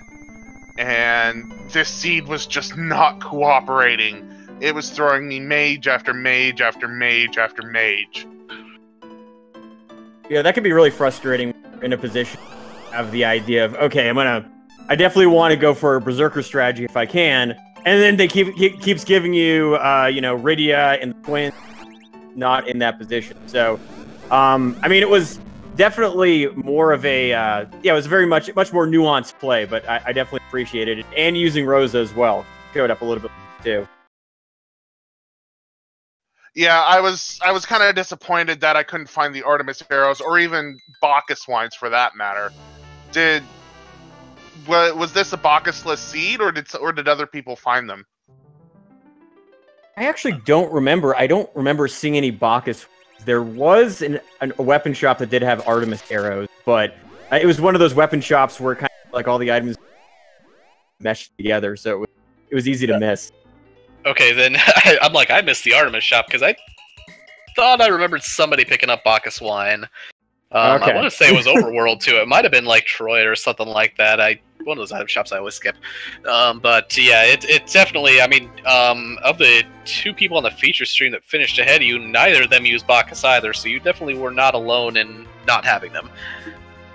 Yeah, at least you were able to pick up the adamant armor. Yeah, I saw that in the Village Mist, and I giggled like a schoolgirl, and I'm sitting there going, yeah, at least I don't have to worry about that.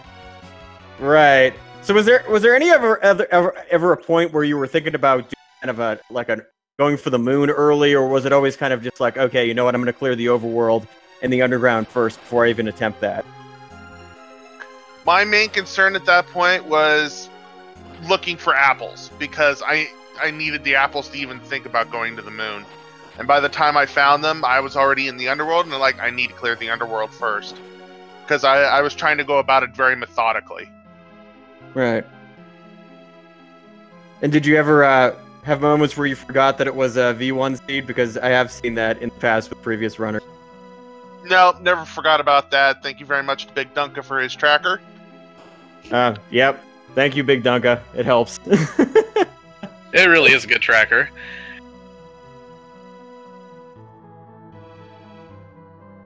And we got Smitty finishing 17th place.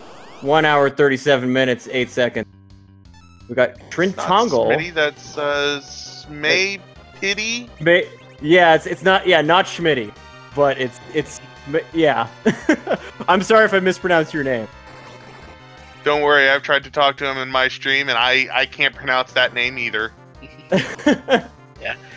Real quick. Oh, sorry, go ahead. Trintongle finishing 18th place, 1 hour, 37 seconds. Hopefully, I did a better job of pronouncing that. GG. Also, real quick, Vitasi is on the correct path here, is going to the Evil Wall fight here, so should be getting go mode here in just a matter of moments. Yeah, Christopher, Vitasia has been kind enough to show us what else is on the Oh, he full cleared the moon? More or less, yeah. He's actually... Yeah, he actually just picked up the Legend Sword, so he's 18-18. Yeah, I'm glad Yeah, that was one thing. I was glad I found the Legend Sword early, so I knew I wouldn't have to full clear the moon. If and when that time came, theoretically. MTI finishing 19th place, 1 hour, 38 minutes, 11 seconds, followed on his tail by Neat Sky. 20th place, 1 hour, 38 minutes, seconds. GG, you both. This was actually a pretty big race today. Yeah, there was a big turnout, although kind of not surprising for these seeds when it's T4, S4, usually a big turnout. Yeah, it's I tend to find that any seed that typically has, infinite money, and on top of that, something that's S4, just you know, it's essentially a shopping seed. You get to just have a blast, get Masamune's and Crystal Sword shop and Adamant Armor, so it's a good time. Yeah, that was my whole approach. Was just completely ignore the chests altogether and just go for the shops. Yeah, it's just gonna make more sense. Be more efficient to do it that way. Part.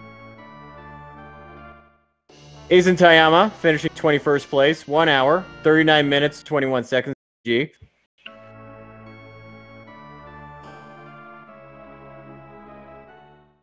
And Vatija finally going to be going up to D-Man. Yeah, that made our the feature stream. I know he asked you, did you forget the V1? I know you said you didn't. We did actually have one on feature stream. Roll right up to Zeramis forgetting to actually forge the crystal. So ooh, that's painful. Fortunately, he didn't actually go into the fight itself, and then realized the crystal wasn't there. But like when he was going down the hallway, it was just like, oh no. I think you're just gonna have that at one point in any V1 seed. I've done it. I know a bunch of people who have done it. Sooner or later, you're just gonna be so elated to find that one item and just forget you have to do one more thing with it. I've done it too in practice, thankfully, not in an actual race. Yeah, I think it's actually worse to do it in 2 because there's literally the old man that's standing in front of the door being like, "No, dude, you got the wrong seed." You can't fight Zeramis. I'm blocking your way.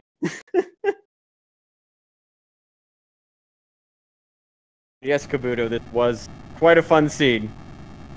It looked fun to play there. I'm sure I'll be back into some of these here, but it's definitely been a time to get into the commentary booth here. Yeah, for sure. Oh, Battle Speed 6 for playing. Yeah, that would have been I see why. Yep.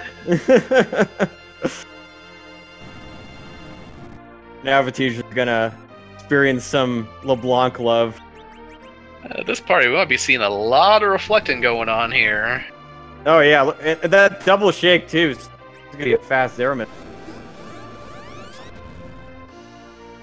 Yeah, this will be interesting to see Vatija's strategy because you got 4 mages and a Yang, so I think there's gonna be some bouncy.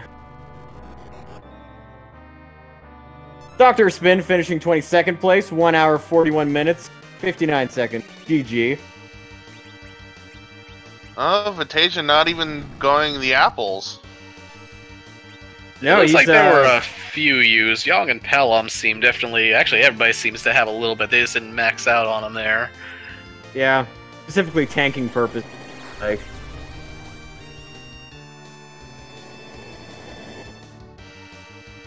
Ooh, not successfully nerfed, unfortunately. Forum taking a 2k hit there.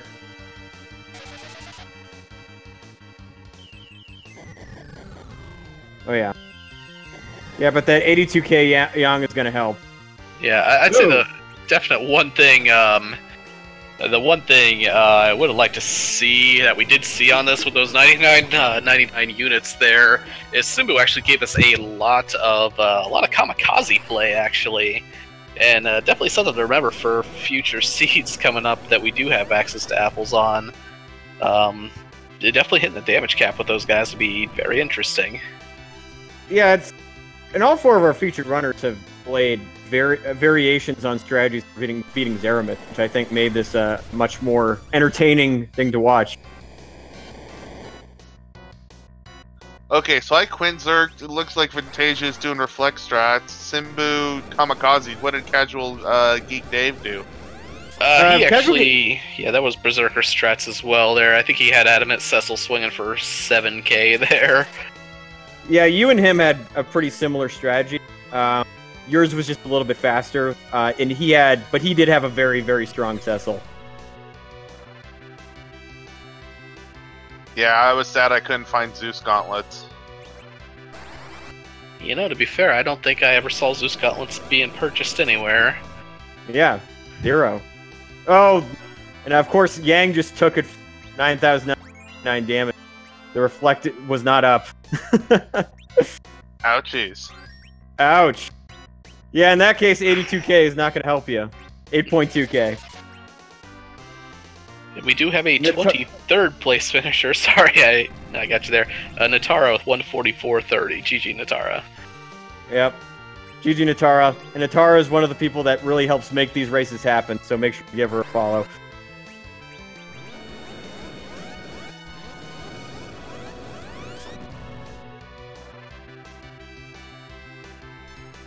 Lots of 4-9 damage for Vitija, though.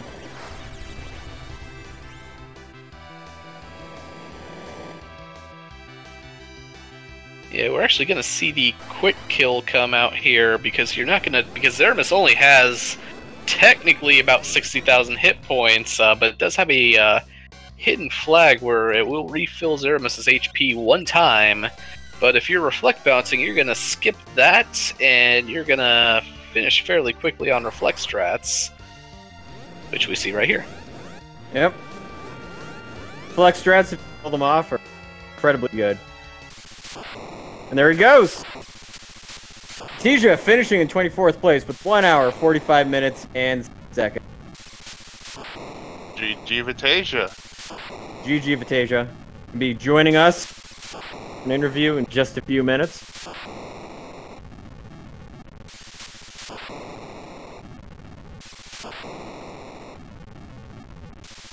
Because, you know, everybody needs a little break after a race.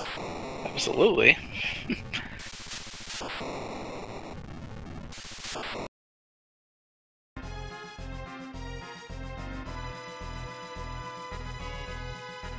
I do definitely want to ask Matasia if at any one point, and to be fair, I mean, as, you know, running this all the time, it's definitely that question of, am I right to leave those summon bosses down there? Mm-hmm. Yeah, because that was a critical, Because I know Matasia was up with everybody at that point. Yeah, that was one of those unfortunate divergent choices to make. And, he just happened to miss summon monster slot.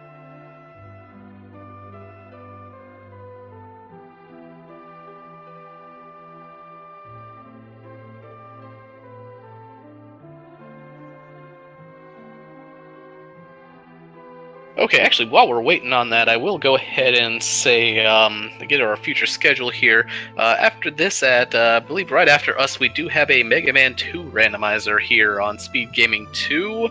Also, I believe there's a Zelda 3 randomizer going on Speed Gaming Prime right now, with a follow-up of Zelda 1 randomizer happening at 10 p.m. Eastern on Speed Gaming 1. Tisha, welcome, GG. Oh man, that was the worst gambles ever. Yeah, we were commenting, watching, like, oh, it's, you know, all the other runners, they have gotten the Legend Sword, and Tisha hasn't gone to the 7th place. It's unfortunate when that happens. Well, like I made an early dive into the Fey March, and I went in there and I beat the Magus sisters, and I was pretty confident in that fight. And I saw Evil Wall, and I was thinking, you know, I don't know if I have the damage output at these lower levels to be able to do this. Completely forgetting that adamants make crush like a joke. So, yeah. like, I was getting through there, like it was about 10 minutes after I left, and I was like, oh crap, I could have gone back. Oh well, if it's there, I'm just gonna lose. Yeah, it's one of those killer gambles, so to speak. But yeah, I had forgot the same thing. Like, I was that, oh man, well, Evil Wall, you know, deal a lot of physical damage. But yeah, adamant armors, and you know, there's not a lot of seeds where you get purchased adamant armors free in shops, so it's one of those you know overlook. Yeah, I just overlooked it. I thought I played the early game really, really well. I thought I made some good dives. I thought I made some good gambles. And then it all just kind of unraveled after I dipped out of the early Fey March check. So, I mean, it happens. You know, Rando's going to Rando. Yeah, it's absolutely. We'll always Rando. And, yeah, just execution-wise, everything seemed very clean. So were you kind of hoping that like going to the moon, taking out some of those lunar bosses would like crossing your fingers, hopefully yield the item you were looking for? Yeah, like after I came down, I was like, okay, the only thing I have is a fetch quest in the Twin Harp that's left, or the Asura spot. So I'm like, okay, we're gonna go up. If it's Asura, I've already lost. So I went up, and immediately I run into the plague, and I'm like, oh crap, I don't have the DPS for this. So yeah, I went to all the others, and they were all garbage. I'm like, crap. So I gained a few more levels. And I forgot when J2 is on, Rydia doesn't learn nuke until like what, 55? Yep. So I was going through and I was like, okay, I have to make the gamble. I have to dive. And I clutched out that plague fight. I tried to get some kills off, but then I'm like, oh wait, adamant. And I was just flustered at that point. So yeah, I mean, it can feel really gratifying like that, where you're fighting, you're going through the lunar bosses and you find the key items, because then you can think to yourself, oh, I might be ahead. But when it doesn't pay off, it's frustrating. But one thing I wanted to ask about too is that you fighting Zeramis was a really nice example of using flex strats, and I was just curious, was that something that you had kind of methodically throughout the seed were going to be kind of doing anyway, or was it just kind of like, well, picked up these mages early, I might as well stick with it? Because we saw other runners kind of exchange, or Christopher found Edge at one point. There were a couple of other times where there were some melee characters that they used. So I was just kind of curious about your thought processes on your end game strategy, so to speak. Well, I had 3 mages. I think I had like Tilla, Fu, and Rydia, I think, pretty early, and then Cecil and Young. So as I'm going through, I pick up Porum, and at that point, I did not find a decent weapon for Cecil up to that point in time. I hadn't found any in any shops. I mean, I know where the Crystal Sword was eventually, but at that point, I'm like, well, I need to go to Ordeals for Fu and for Tilla anyway, and I have these Soma drops, so Tilla isn't horrible. So let's just commit to mage strat so I don't have to go any extra spots. Now, I picked up Palom up on the moon, and that was my only character transition. So yeah, those early mages really was like, well, just be comfortable with your party and go, so you don't have to waste any more time going elsewhere.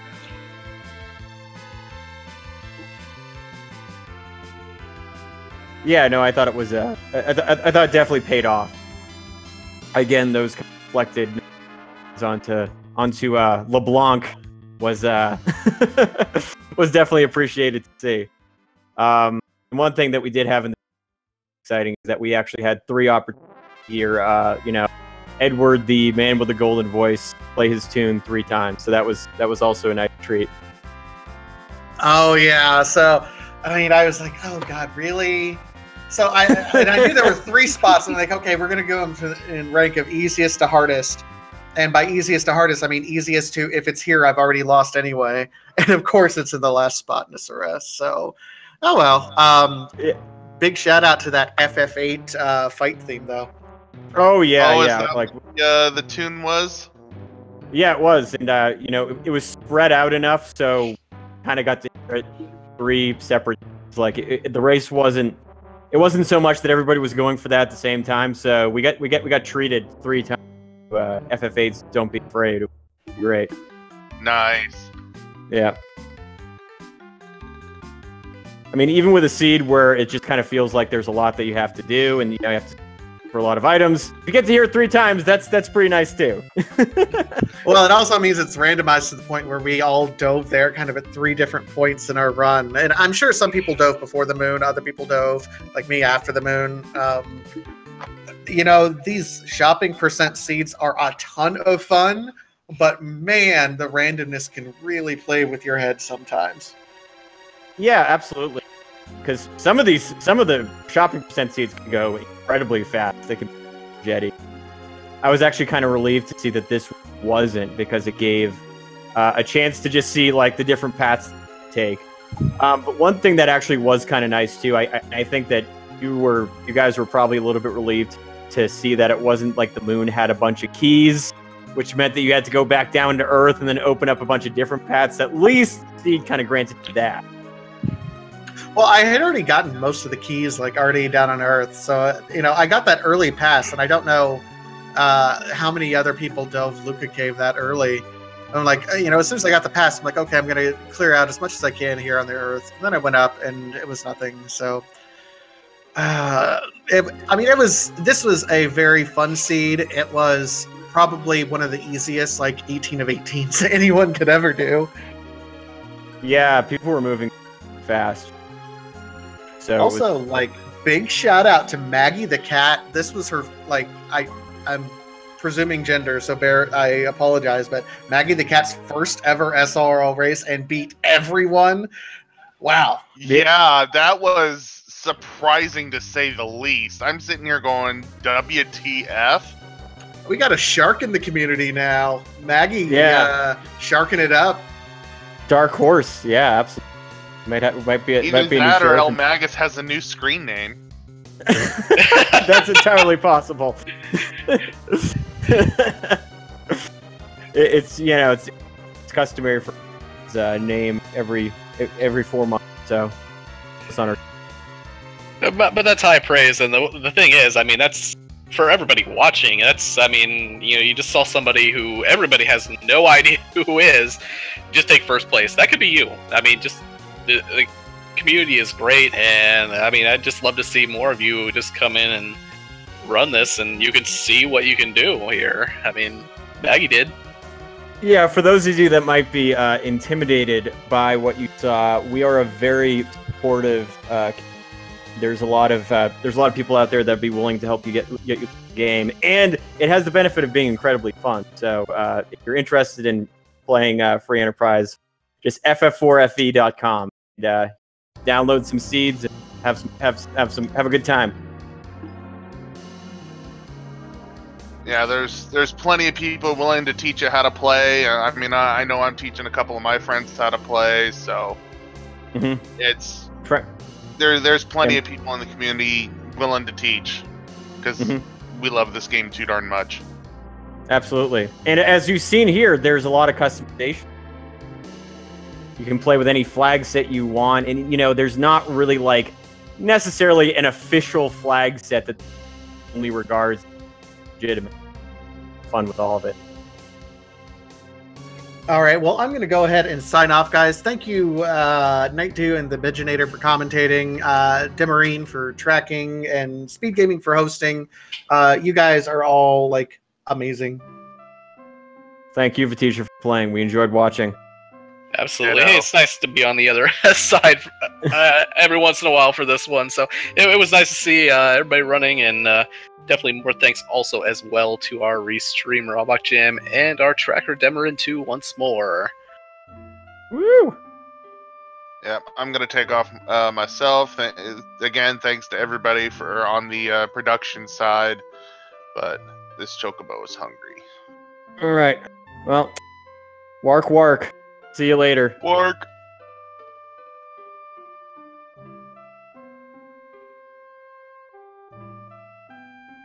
All right, well, looks like we are probably going to be checking out.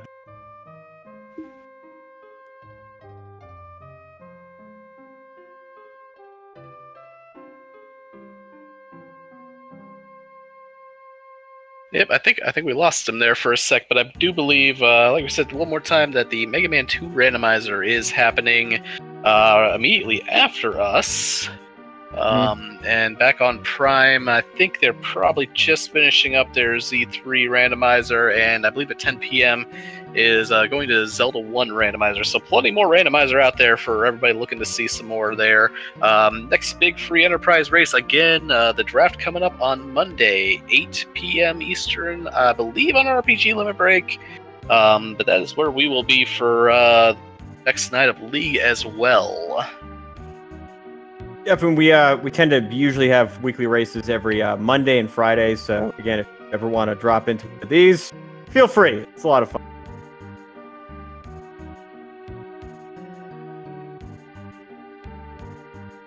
That said, I believe that is it for us tonight. Anything else you want to say before we head on out of here? Well, no, this was a fun race, and it was a pleasure to do.